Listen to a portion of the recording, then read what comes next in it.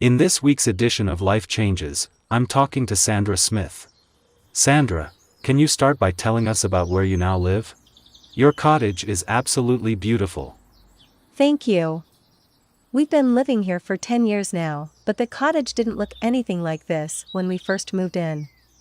As you can see from this photo, it was very small and dark. And that first winter was absolutely freezing. We've done a lot to the house and the garden since then. Have you always lived in the country? Actually, no. I saw this tiny cottage for sale and just fell in love with it.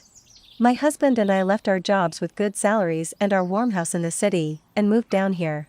We worked incredibly hard that first year. Here's another photo of us after a long day, in our filthy clothes, looking absolutely exhausted. It was definitely worth it. I understand you now have your own business. Can you tell us something about that? Well, when we first came here we decided to grow vegetables, and we sold them to our friends and neighbors. Then, since we had lots of apple trees, we started a small business making apple juice. It was hard at first, but luckily, my parents were able to help.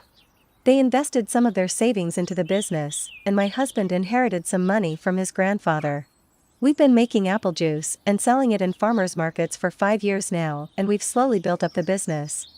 People won't buy it if you charge too much, so we haven't made a great profit yet, but everyone says it's delicious. And are you able to live on the income you make? As you can probably imagine, we don't earn very much, and we still owe the bank a lot of money, but it's a fantastic life in many ways.